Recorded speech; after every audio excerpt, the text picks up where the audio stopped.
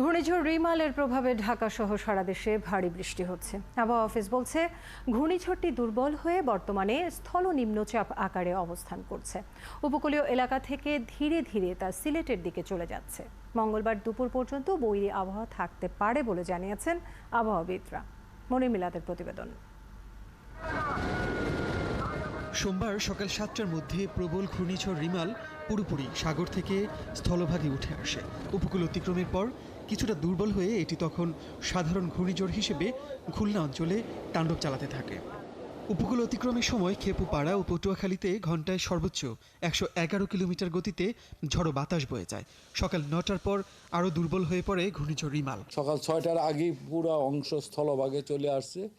তখন সকালে ছিল এটা সাইক্লোন হিসেবে, এখন এটা আরও দুর্বল হয়ে আপনার স্থল গভীর নিম্নচাপ হয়েছে। পরবর্তীতে এটা আরও দুর্বল হয়ে বৃষ্টি দিয়ে উত্তর পূর্ব দিকে অগ্রসর হয়ে আগামীকাল নাগাদ এটা হয়তো বাংলাদেশ থেকে এটা আরও উত্তর পূর্ব দিকে আসামের দিকে চলে যাবে। স্থল নিম্নচাপটি পরবর্তীতে যশোর হয়ে ঢাকার দিকে এগোতে থাকে, যার প্রভাবে সকাল থেকে ঢাকায় থেমে থেমে বৃষ্টি হচ্ছে। আবহাওয়া অফিস জানিয়েছে, ঘূর্ণিঝড় রিমালের প্রভাবে ঢাকায় সোমবার সকাল 6টা 20 মিনিটে সর্বোচ্চ 59 কিলোমিটার গতিতে বাতাস বয়ে যায়। রাত থেকে দুপুর পর্যন্ত বৃষ্টি হয় 44 মিলিমিটার।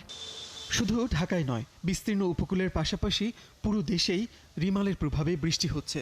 24 ঘন্টায় সর্বোচ্চ 203 মিলিমিটার বৃষ্টি হয়েছে চট্টগ্রামে। এটি যখন উত্তর পূর্ব দিকে আরও অগ্রসর হবে, এই কেন্দ্রটা ঢাকার উপরে যখন আসবে, ঢাকার উপর দিয়ে এটা পর্যায়ক্রমে সিলেট হয়ে বাংলাদেশের বাইরে চলে যাবে। ঢাকায় যে গুড়ি গুড়ি বৃষ্টি হচ্ছে, আবার একটু ভারী বৃষ্টি হচ্ছে, এরকম দমকা বাতাস হচ্ছে, এরকম সারা দেশেই দেখা যাবে যে এই ধরনের বৃষ্টিপাত হবে। মঙ্গলবার বিকেল থেকে দেশের কিছু কিছু এলাকার আবহাওয়া স্বাভাবিক হয়ে আসবে, তবে ঘূর্ণিঝড়ের রেশ পুরোপুরি কাটতে বুধবার পর্যন্ত অপেক্ষা করতে হবে। মনির মিল্লাত, 71, ঢাকা।